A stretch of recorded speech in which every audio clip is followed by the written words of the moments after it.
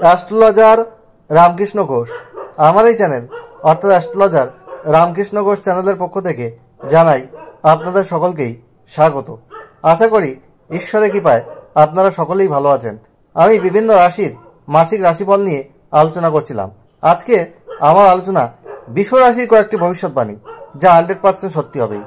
April 2024 বৃষ রাশির স্বাস্থ্য কেমন যাবে, তাদের শিক্ষা, প্রাথমিক শিক্ষা, কলেজ বিদ্যা, উচ্চশিক্ষা কেমন হবে, তাদের কর্ম, চাকরি বা ব্যবসা কেমন হবে, তাদের প্রেম ও দাম্পত্য সম্পর্ক কেমন হবে, তাদের ওভারঅল ভাগ্য কেমন হবে, তাদের আর্থিক ভাগ্য কেমন যাবে, পিতামাতার স্বাস্থ্য কেমন থাকবে এবং তাদের পারিবারিক জীবন কেমন যাবে, তাদের যে সমস্যা আছে সেই সমস্যা থেকে বেরিয়ে আসার কী কী রেমেডি রয়েছে, সেই নিয়েই কিন্তু আমার আজকের আলোচনা। মূল আলোচনায় যাওয়ার পূর্বে আপনাদেরকে আমি বলে রাখি যে আপনারা ভিডিওটি কেটে কেটে দেখবেন না, তাহলে পরিপূর্ণ আলোচনা কিন্তু পাবেন না। কারণ ভিডিও শেষে আমি কিন্তু অনেক কথা বলে থাকি, অনেক রেমেডি বলে থাকি। যাই হোক, আমি প্রথমেই বলবো বৃষ রাশি হচ্ছে 12টি রাশির মধ্যে একটা ভালো রাশি। কারণ এই রাশিতে কিন্তু চন্দ্র উচ্চস্থ হয় এবং এই রাশিতে 3টি নক্ষত্র থাকে। একটা হচ্ছে কৃত্তিকা রবির নক্ষত্র, একটা হচ্ছে রোহিণী চন্দ্রের নক্ষত্র, আর একটা মৃগশিরা মঙ্গলের নক্ষত্র। এই রাশির মধ্যে অনেক পজিটিভিটি কিন্তু দেখতে পাওয়া যায়। এই রাশির জাতক জাতিকারা অত্যন্ত জেদি বা একগুঁয়ে স্বভাবের হয়। ষাঁড়ের মতো এদের একটা স্বভাব দেখতে পাওয়া যায়। এরা মাঝে মাঝে একটু অলস হয়ে পড়ে, আবার এদেরকে একটু ধাক্কা মারলে আবার কিন্তু উড়ে যায়। যাই হোক, এদের মধ্যে রাগ জেদ থাকলেও এরা কিন্তু অত্যন্ত এদের মধ্যে মনোসংযোগ দেখতে পাওয়া যায়। এদের ধৈর্য খুব বেশি থাকে, তবে এরা আত্মসর্বস্ব ভাবের জন্যে প্রায়ই কিন্তু কষ্ট পান এবং এদের ঘন ঘন খিদে পাওয়ার একটা টেন্ডেন্সি কিন্তু থাকে। যাই হোক, এরা এমনি কিন্তু খুব ঠান্ডা, কিন্তু রেগে গেলে এদের রাগ কিন্তু খুব চরমে উঠে যায়। যাই হোক, এদের মধ্যে অনেক পজিটিভিটি কিন্তু দেখতে পাওয়া যায়। আর এপ্রিল 2024 বৃষ রাশির গোচর ফল আমি বলবো। তাহলে বৃষ রাশিতে তো বৃষ রাশির পঞ্চমে থাকছে কিন্তু কেতু, বৃষ রাশির দশমে থাকছে দশমপতি এবং নবমপতি শনি, এবং বৃষ রাশির দ্বাদশপতি এবং সপ্তমপতি মঙ্গল যুক্ত হয়ে একাদশে থাকছে এদের চতুর্থপতি রবি এবং এদের ষষ্ঠপতি এবং রাশির অধিপতি শুক্র এবং রাহু, আর দ্বাদশে থাকছে এদের অষ্টমপতি এবং একাদশপতি বৃহস্পতি, আর এদের দ্বিতীয় ও পঞ্চমপতি বুধ। তাহলে কি দেখা যাচ্ছে? প্রথমে আমি স্বাস্থ্য নিয়ে আসি। হেলথ ইজ ওয়েলথ, অর্থাৎ স্বাস্থ্যই সম্পদ। স্বাস্থ্য যদি ভালো না থাকে তাহলে আমরা কিন্তু কোনো কিছুতেই কনসেন্ট্রেট করতে পারি না। স্বাস্থ্যই হচ্ছে মেন। আমাদের সাকসেস রেট অনেকটা কমে যায় যদি স্বাস্থ্যের জায়গা খারাপ হয়। তাহলে এদের রাশির অধিপতি একাদশে উচ্চস্থ থাকলেও কিন্তু রাহু যুক্ত এবং রবি সেখানে বসে আছে। স্বাস্থ্যের জায়গায় ছোটোখাটো সমস্যা কিন্তু থাকবে, যেমন পেটের সমস্যা, চোখের সমস্যা, পিঠে ব্যথা, কোমর থেকে পায়ের পাতায় পেন, স্পন্ডিলাইটিস জাতীয় যাদের সমস্যা আছে, ইএনটি ট্রাভেল, নাক কান গলার সমস্যা, এইসব কিন্তু লিভার ঘটিত কোনো সমস্যা দেখা যেতে পারে। শ্বাসকষ্ট, স্বাস্থ্যের ব্যাপারে একটু সতর্ক থাকার দরকার আছে।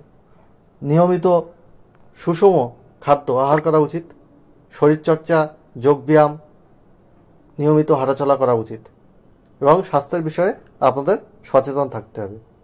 পিতামাতার স্বাস্থ্য নিয়ে কিন্তু একটু চিন্তা থাকবে এবং তাদের স্বাস্থ্যের পিছনে কিন্তু অর্থ ব্যয় হওয়ার যোগ আছে। আপনাদের আর্থিক ভাগ্য দেখুন, আপনাদের দ্বিতীয়পতি এবং পঞ্চমপতি সে কিন্তু দ্বাদশে অবস্থান করছে। ফলে আপনাদের আর্থিক রোজগার হলেও কিন্তু ব্যয়ের জায়গাটাও কিন্তু তৈরি হচ্ছে। দ্বাদশে পঞ্চমপতি এবং দ্বিতীয়পতি, ফলে ব্যয়ের জায়গা কিন্তু এখানে দেখা যাচ্ছে। আর আপনাদের শিক্ষা, চতুর্থপতি আপনাদের রবি, সে কিন্তু একাদশে থাকলেও রাহুযুক্ত এবং রাশির অধিপতি শুক্রযুক্ত। প্রাথমিক শিক্ষা মোটামুটিভাবে শুভ, কিন্তু কলেজ বিদ্যা পঞ্চমপতি দ্বাদশে, এখানে কিন্তু কলেজ বিদ্যায় উচ্চ এক্সপেক্টেড রেজাল্ট কিন্তু আসবে না। অনেক ক্ষেত্রে আপনাদের পরিশ্রম কিন্তু বাড়াতে হবে, পরিশ্রম অনুপাতে কিন্তু ফল না আসার যোগ। সেই জন্য আপনাদের পরিশ্রম বাড়াতে হবে, মনোসংযোগ বাড়াতে হবে। আর আপনাদের নবমপতি সে কিন্তু দশমে রয়েছে, সেখানে মঙ্গল যুক্ত হয়ে রয়েছে। মঙ্গল আপনাদের সপ্তম ও দ্বাদশপতি, ফলে আপনাদের উচ্চশিক্ষায়ও কিছু বাধা আসবে। তবে যারা টেকনিক্যাল লাইনের সঙ্গে যুক্ত তাদের কিন্তু শুভ সময় রয়েছে। এরপরে আমি আসি কর্ম। আপনাদের দশমে স্বক্ষেত্রে রয়েছে, কিন্তু দ্বাদশপতি এবং সপ্তমপতি মঙ্গল যুক্ত হয়ে রয়েছে। কর্মের পরিবেশে কিছু সমস্যা তৈরি হবে। আপনাদের ঊর্ধ্বতন কর্তৃপক্ষের সাথে মতবিরোধ বা আপনাদের সহকর্মীদের সাথে তর্ক বিতর্ক আপনাদের কিন্তু এড়িয়ে চলতে হবে। না হলে কিন্তু কর্মক্ষেত্রে কিছু অস্বস্তিকর পরিবেশ কিন্তু তৈরি হতে পারে। আপনাদের এই মাসে ইনক্রিমেন্ট হতে পারে, আপনাদের স্যালারি ইনক্রিমেন্ট হতে পারে, বা আপনাদের কোনো প্রমোশন হতে পারে, কিন্তু কিছু বাধাও কিন্তু থাকবে কর্মের ক্ষেত্রে। আর ব্যবসার ক্ষেত্রে বলি, আপনারা সপ্তমপতি এখানে মঙ্গল সে দশমে রয়েছে শনি যুক্ত হয়ে। ব্যবসার ক্ষেত্রে আপনারা হঠকারী সিদ্ধান্ত নিলে কিন্তু কিছু সমস্যা হবে। আর ইনভেস্টমেন্ট কিন্তু আপনাদের বুঝে শুনে করতে হবে। আর পার্টনারশিপ বিজনেসের দিকে আপনাদের কিন্তু মনোসংযোগ দিতে হবে। যারা শনি রিলেটেড বিজনেস করেন, মাটির নিচের কোনো জিনিস, গাড়ির যন্ত্রাংশ, গাড়ি, গ্রিল, কোনো ধাতুর বিজনেস করেন, তাদের কিন্তু শুভ সময়। আর এটা বলা যাচ্ছে যে আপনাদের প্রেমের ক্ষেত্রে কিন্তু পঞ্চম স্থানে কেতুর অবস্থান রয়েছে। আপনাদের পার্টনারের সাথে আপনাদের একটা সন্দেহ প্রবণতার সৃষ্টি হবে। পার্টনারের সঙ্গে একে অপরকে সন্দেহ করবেন।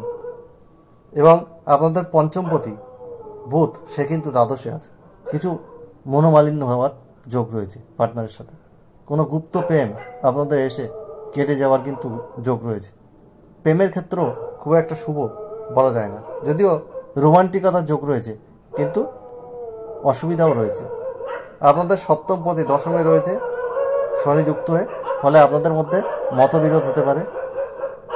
পার্টনারের একটা কর্মযোগ রয়েছে, কিন্তু কর্মযোগ থাকলেও সে হয়তো আপনাকে ঠিকমতো সময় দিতে পারছে না, তার জন্য আপনাদের মনোমালিন্য হতে পারে, আপনাদের মধ্যে মতবিরোধ হতে পারে। একে অপরকে বুঝতে হবে, সময় দিতে হবে, মর্যাদা দিতে হবে, তবেই কিন্তু দাম্পত্য জীবন ভালো হওয়া সম্ভব।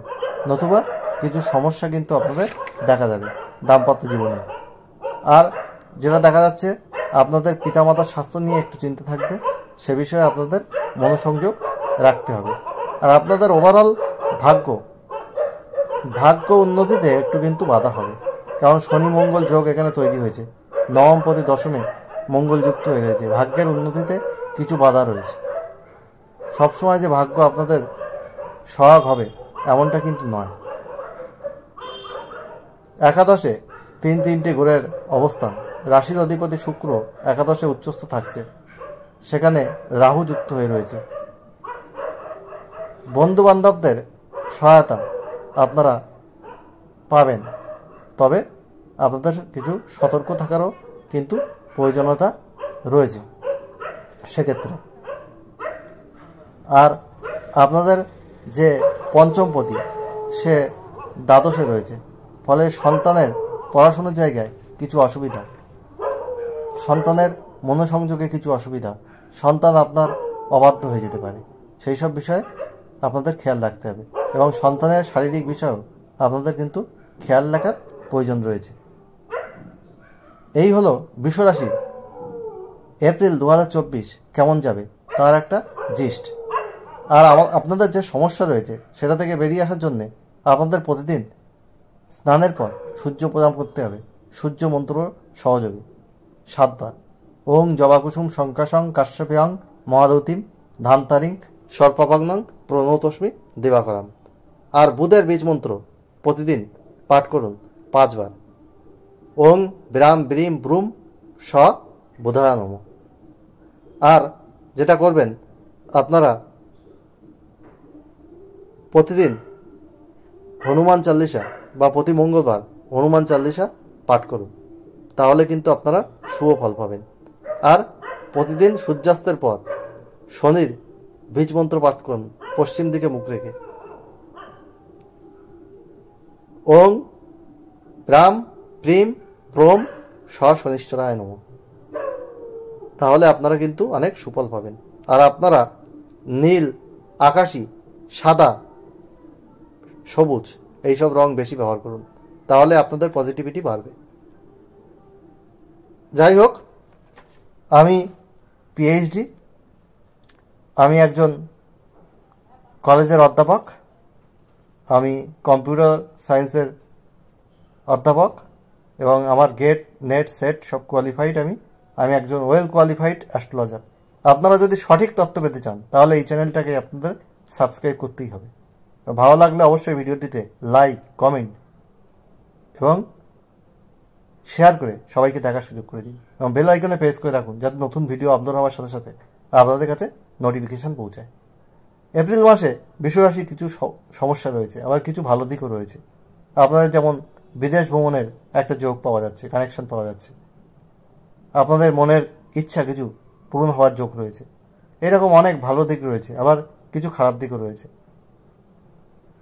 ভালো মন্দ সব মিলিয়ে জীবন। যাই হোক, এপ্রিল 2024 সব বিশ্বরাশির মানুষের জীবন সুখ, সমৃদ্ধি, আনন্দে ভরে উঠুক ঈশ্বরের কাছে এই প্রার্থনা করে আজ এখানেই শেষ করছি। আবার খুব তাড়াতাড়ি নতুন আলোচনা নিয়ে আপনাদের সামনে হাজির হব। আপনারা সবাই ভালো থাকুন, এটাই আমার কাম্য। আর যে রেমেডিগুলো বললাম সেগুলো পালন করার চেষ্টা করুন। আশা করি আপনারা অনেক বাধাবিঘ্ন থেকে বেরিয়ে আসতে পারবেন। আর হোয়াটসঅ্যাপে আমাকে একটা কোশ্চেন করতে পারেন, date of birth, time, place দিয়ে। তাড়াহুড়ো করলে কিন্তু হবে না, একটু ওয়েট করতে হবে, কারণ ফার্স্ট কাম ফার্স্ট সার্ভ বেসিসে আমি সবার রিকোয়েস্ট প্রোভাইড করি, সবার কোশ্চেনের আনসার দিয়ে থাকি। আর আপনারা ডিটেল হরোস্কোপ, আপনাদের লাইভ হরোস্কোপ করে নিতে পারেন। অন্য অন্য অ্যাস্ট্রোলজাররা যা ভিজিট নেয় তার 5 ভাগের 1 ভাগে অনলাইনে করে নিতে পারেন বা চেম্বারে এসে সঠিক তথ্য পাবেন। অন্য অন্য অ্যাস্ট্রোলজারের মতো সফটওয়্যার থেকে প্রিন্ট করে না, হাতে লিখে অ্যানালিসিস করে আপনাদেরকে রিপোর্ট কিন্তু আমি প্রোভাইড করি। আপনারা সবাই ভালো থাকুন, এই প্রত্যাশা রেখে আজ এখানেই শেষ করলাম।